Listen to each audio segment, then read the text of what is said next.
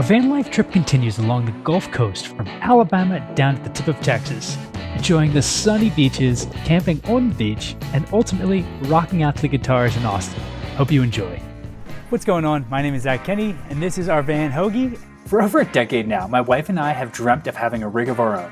And after countless adventures, both big and small, and of course, the record-breaking Utah winter of 2023, we finally decided to trade in that faithful Tacoma for this Ford Transit 350. And after building the van out to be a place that we could live, work, eat, and explore with, we finally hit the road. So follow along because, simply put, adventure doesn't find you.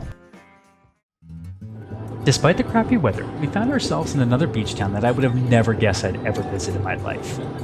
Our stop over the next few days took us to Dauphin Island, on the beaches of Alabama. Yep, that Alabama. Really pretty though. With houses up on stilts, it reminded me of the Outer Banks. And with the white sandy beaches, I mean, this is Florida in a nutshell. This place was absolutely gorgeous.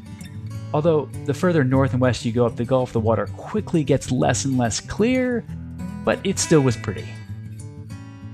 The empty town and beaches were a perfect place to chill while we got some work done, but when we had the chance to get out after work, we made sure to get out on the beaches to stretch our legs.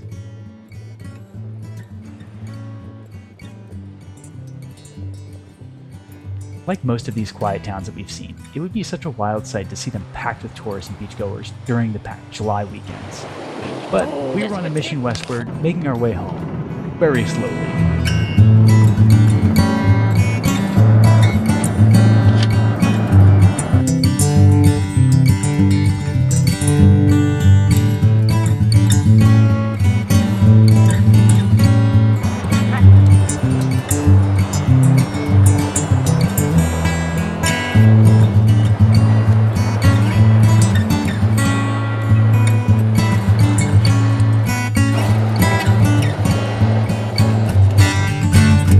One more state we really wanted to get to, and that was Texas, because we heard some great things about the beaches and we needed to see for ourselves.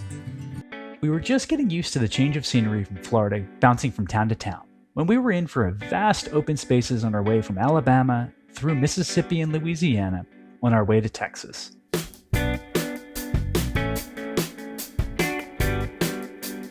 And just outside the massive metropolis of Houston is this beach town, Galveston. And though Galveston was only going to be a quick stop on our journey to Corpus Christi, we fell in love with the place. I know Galveston gets a bad rap, but this is a true beach town. From dedicated surfers at the pier in the middle of winter, to the beautiful homes along the beach. Luckily, we were able to get a taste of the good life staying at a state park right on the beach, which was such a welcome change. Being able to walk right out from our van onto the beach and even drive into town and check out the local brewery made us really want to stay even longer. Just another town on this trip that has completely changed our perception and really everything about the Gulf Coast for us.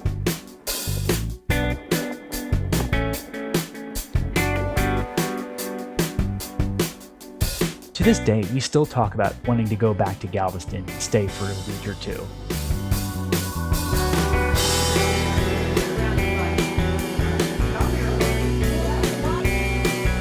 But next up, it was an even bigger shock of destinations on the trip, the beaches of Corpus Christi.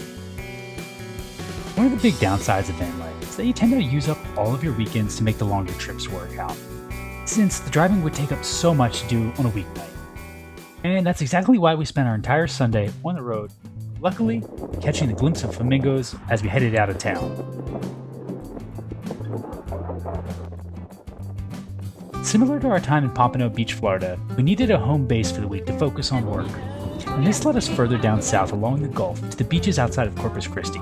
After enduring rainy weather for the better part of a month on the road while we were in Florida, we were blessed to be with the mid-70s and sun for the entire week. We found a cheap Airbnb only a block from the beach in this tiny empty beach town. We quickly realized the vibe of this town was completely different than any place we had been so far on this trip. And this was quite evident by how many vehicles were parked out on the beach at all times of the week. We kept thinking of how awesome it would be to bring a full camp set up here and be able to cook out on the beach with family and friends. But Gregor didn't seem to mind at all and just wandered up and down the beach every evening, basking in the warm weather and playing in the water.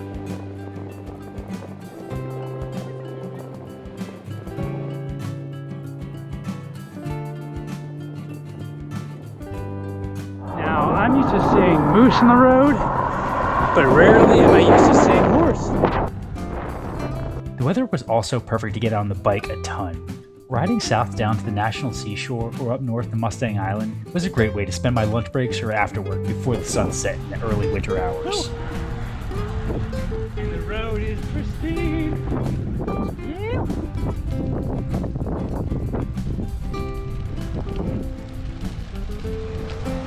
And as I mentioned earlier, the purpose for us being here, besides catching the warm weather when we could, was so we could focus on work. So we weren't able to do a lot of things outside of the place we were staying, but when we weren't working, we always made sure to hit the beach as soon as possible so we could always catch a great sunset.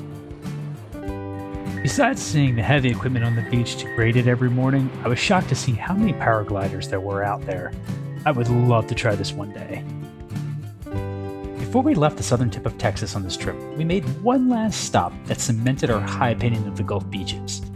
Friday night, we rolled down to the Padre Island National Seashore, where we found free beach camping along the 60-mile stretch of empty beaches occupied sparsely by any other vans and RVs.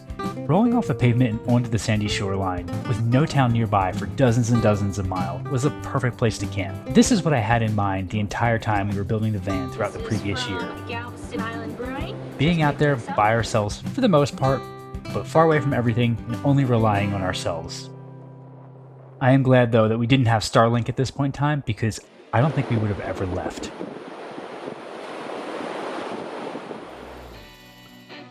As the Saturday morning sun came up, along with a rainstorm that we did not want to get stuck on the beach for, we quickly packed everything up and headed off the beach and onto the pavement for a slight detour on our way to Austin, Kingsville, Texas, home of the infamous King Ranch. A place that I'd pretty much only seen on the back of Ford truck tailgates before now, but while we were there, I learned so much about this place from the visitor center. It's the largest ranch in the United States, and it's even bigger than Rhode Island. Maybe next time through, we'll get to see one of their world-famous quarter horses. We finally made it to Austin, a place I hadn't been since my sophomore year in college, and so much has changed. Since then, seemingly most of California has moved here. But it has only helped Austin retain its world-famous motto of "Keep Austin Weird." The one thing that hasn't changed is the incredible live music scene here on 6th Street.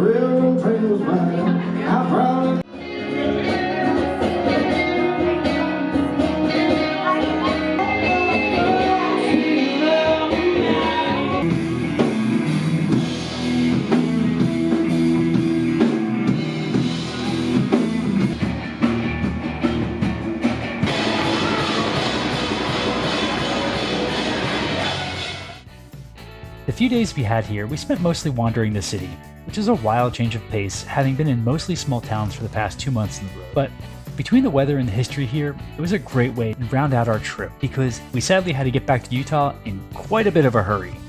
But not before Courtney was able to stop by her favorite place in the world, the Yeti store.